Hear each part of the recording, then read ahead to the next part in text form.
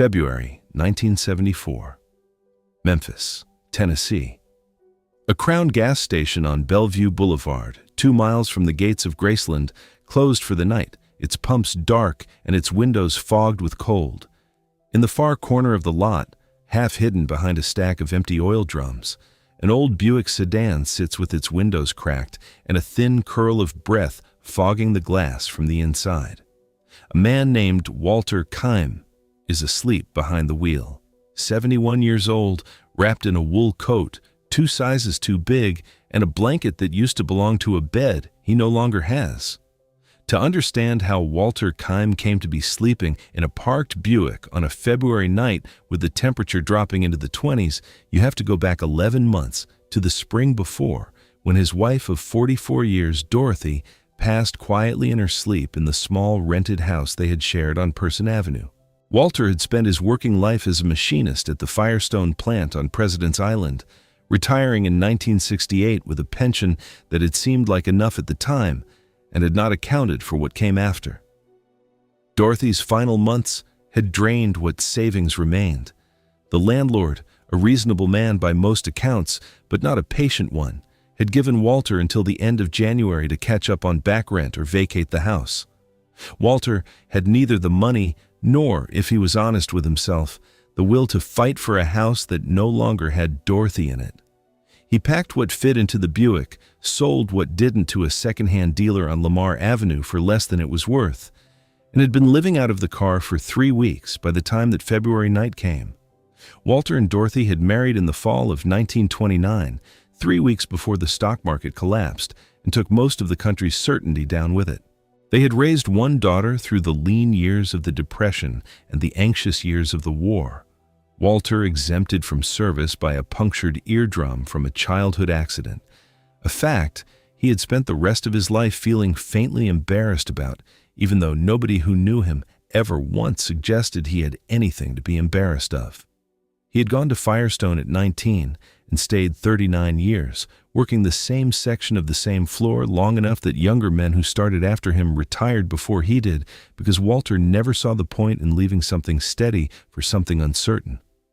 Dorothy had kept house, then kept books for a neighborhood grocer once their daughter was grown, and the two of them had built, out of nothing more dramatic than 4 decades of showing up for each other, the kind of marriage people at their church described, without exaggeration, as the happiest they had ever witnessed up close. When the cancer took her, it took 8 months to do it. And it took, along with her, nearly everything Walter had managed to save across 4 decades of careful living. He did not resent the money. He would have spent triple it and not thought twice.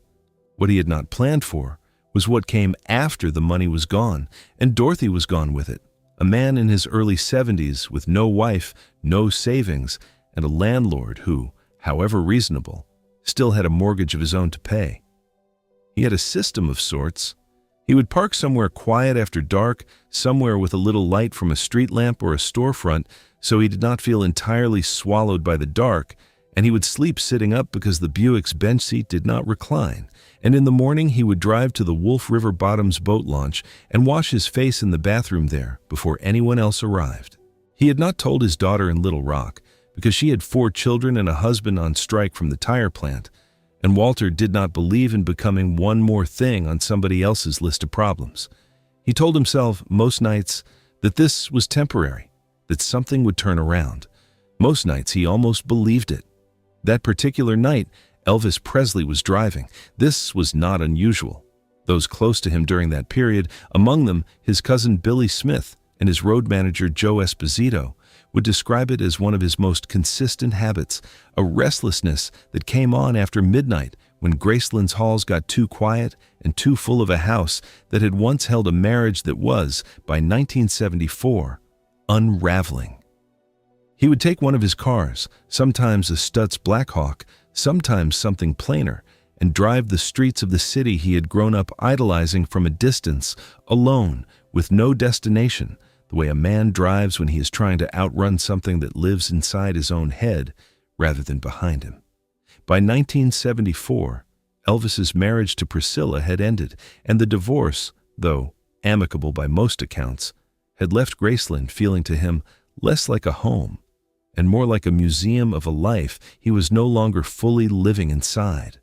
He had begun keeping stranger hours than ever, sleeping through the daylight and coming alive well past midnight, the way he had as a boy, sneaking out to listen to music on Beale Street when the rest of Memphis was asleep. Billy Smith would later describe those drives as less about going anywhere and more about simply needing to move, to be somewhere other than inside his own thoughts for an hour or two before the sun came up and the day's demands started again. He rarely told anyone where he was going. He rarely knew himself before he left the driveway. He had passed that Crown station 100 times without stopping. This night, for reasons even he might not have been able to fully explain, something made him slow down. It was the shape of the car that caught his eye first, tucked in behind the oil drums where a customer had no reason to park, and the faint gray fog of breath against the inside of the windshield that told him, even from the road, that whoever was in there was alive and had been for some time. He pulled his own car into the lot, cut the engine, and sat for a moment, simply looking at the Buick, the way a man looks at something he is trying to decide whether he has the right to interrupt. He got out. He walked over slowly, the way you walk toward something sleeping that you don't want to startle, and he tapped 2 knuckles against the frost-crusted glass. Walter woke with the particular jolt of a man who has learned, in 3 weeks of sleeping in a car, to come awake fast and afraid. He rolled the window down 2 inches, just enough to speak through, his breath still visible in the gap. "I'm not doing any harm here," Walter said, before Elvis had said a word. "I'll move along if I've got to." "You don't have to move for me," Elvis said. "Just wanted to make sure you were all right. It's cold enough out here to hurt somebody." Walter squinted up at the shape of him, backlit by the station's one working security light, and did not for several seconds place the face. It was not until Elvis leaned down a little closer, close enough for the streetlight to catch him properly, that Walter's expression changed, the particular kind of disbelief that comes over a man too tired and too cold to trust his own eyes. "I'm fine," Walter said, which was not true, and both men seemed to understand that it was not true in the same instant. Elvis did not press him. He asked instead the kind of small, ordinary question that costs a stranger nothing and asks for nothing back. He asked how long Walter had been parking out there. Walter, worn down by 3 weeks of carrying a secret alone, found himself answering honestly in a way he had not managed even with the one friend from the plant who still called to check on him. He told him about Dorothy, about the house on Person Avenue, about the landlord who was not cruel, just tired of waiting, about the boat launch bathroom and the sink where he washed his face every morning like it was any other morning. Elvis listened without interrupting. Those who knew him well, including his cousin Billy, would later describe this as one of the truest things about him away from the stage, a capacity to sit still and let another person's pain take up as much room as it needed without rushing to fill the silence with something easier. When Walter finished, Elvis did not offer sympathy first. He asked a practical question instead. "You got any place warm to go tonight? Any place at all?" Walter shook his head. "Then you're not staying out here," Elvis said. It was not phrased as a request. "Where are you watching from? Drop your state in the comments. I want to see how far this story reaches." What happened over the next several hours has been described in the recollections of people who worked around Elvis during that period as entirely characteristic of the private side of a man the public rarely saw. He did not simply hand Walter money and drive off, though he could have, and it would have been a kindness in its own right.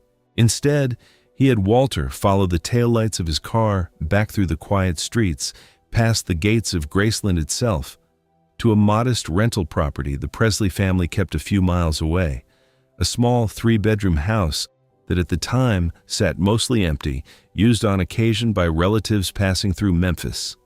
He let Walter in himself, turned on the heat, showed him where the linens were kept, and before he left that night, he pressed a roll of bills into Walter's hand, enough, by the accounts later shared by Billy Smith, to cover several months of rent outright.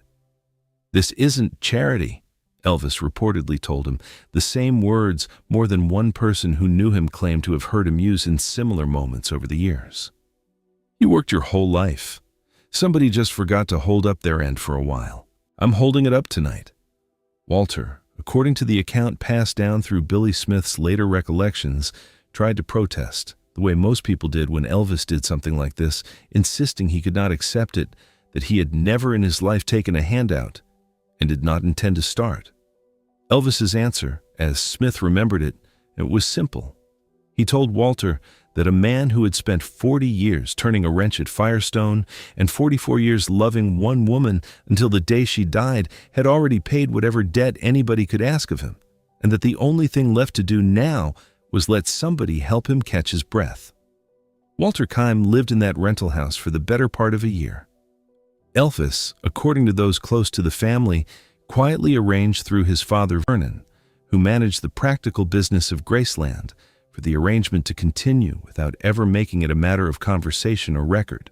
Vernon, by most accounts, a careful and sometimes tight-fisted manager of his son's finances, apparently made an exception without protest, a detail that people close to the family would later point to as evidence of how ordinary this kind of gesture had become inside that household. Not remarkable enough to argue over, simply another quiet line in a long ledger of quiet lines. During that year, Walter would occasionally see Elvis again, never announced, never for long. Sometimes it was Elvis himself checking that the furnace was working before a cold snap. Sometimes it was one of the household staff, sent quietly to make sure Walter had groceries or a working television to keep him company through the long evenings. Walter, according to his daughter's later recollections, never fully got used to it, never stopped being faintly astonished each time proof arrived that someone was still thinking of him. He kept waiting, he told her once, for the arrangement to end as suddenly as it began, for someone to knock on the door and explain it had all been a mistake. It never happened. Walter eventually moved into a small apartment closer to his daughter's family in Little Rock, using what remained of the money Elvis had given him to make the move, and, by his daughter's later account, to buy his 4 grandchildren a shared bicycle, their first Christmas together in years. He found part-time work at a hardware store 2 blocks from the apartment, not because he needed the income desperately anymore, but because he had spent too many decades with somewhere to be each morning to feel comfortable without it. His daughter, Carol Ann, would say later that the man who moved into that Little Rock apartment in the fall of 1974 seemed, in some hard-to-define way, lighter than the father she remembered from the months right after Dorothy's death, as though something besides money had been restored to him that February night. Walter never spoke publicly about that night. It was his daughter, Carol Ann Meeks, who first told a version of the story decades later in a local Arkansas newspaper feature about her father's life, published not long after Walter's death in 1991 at the age of 88. She said her father had kept the memory close and private for the rest of his life, not out of shame, but because he did not believe it was his to spend as a story for attention. He always said Elvis didn't do it to be talked about, Carol Ann told the paper. He did it because he happened to see somebody cold, and he had the means to fix it, and it never seemed to occur to him not to. She said her father kept one thing from that period, until the day he died, a folded, water-stained receipt from the Crown Station on Bellevue Boulevard. The last one he'd ever bought gas from before that February night, tucked inside the cover of a Bible that had belonged to Dorothy. He never explained to his grandchildren exactly why he kept it. They only understood, once they were old enough to hear the whole story, that it marked the last night of one life and the first night of whatever came after, and that a stranger's small act of noticing had been the hinge the whole thing turned on. Carol Ann herself would say in the same interview that she did not learn the full story until she was well into her 40s, sorting through her father's belongings after his funeral and finding a small stack of letters, most of them ordinary, a few of them referencing the house near Graceland in ways she had not understood, until she sat her own children down and asked them to help her piece the story together. I think he was almost embarrassed by it, she said. Like accepting the help meant admitting how bad things had gotten. It took him years to talk about it even with me, and even then only in pieces. Billy Smith, in an interview given late in his own life, said that stories like Walter's rarely made it into the official record of Elvis's life, not because they didn't happen, but because Elvis went out of his way to make sure they didn't. He'd get embarrassed if you tried to thank him too much for something like that, Smith said. He'd change the subject. He didn't want credit. He just didn't like the idea of somebody being cold and alone when he had a warm house sitting empty a few miles away. There is no plaque outside that Crown Station on Bellevue Boulevard. The building itself has long since been replaced by a different business entirely, and almost nothing about that February night in 1974 exists anywhere in writing beyond the memory of a handful of people who are themselves mostly gone now. What remains is smaller than a monument, and in its way, more honest than one. A folded gas receipt in the cover of a dead woman's Bible. A bicycle bought for 4 grandchildren one Christmas in Little Rock. A pattern of late-night drives through Memphis that people who loved Elvis Presley would spend the rest of their lives trying and mostly failing to fully catalog, because he never wanted them counted in the first place. If this story of a stranger noticed on the coldest kind of night moved you, it would mean a great deal if you'd consider subscribing and leaving this video a like. Have you ever been the one who was cold or lost or invisible and had a stranger simply stop and see you? Tell us about it in the comments below. And if you want more true stories about the quiet, private side of music's greatest legends, don't forget to ring that notification bell.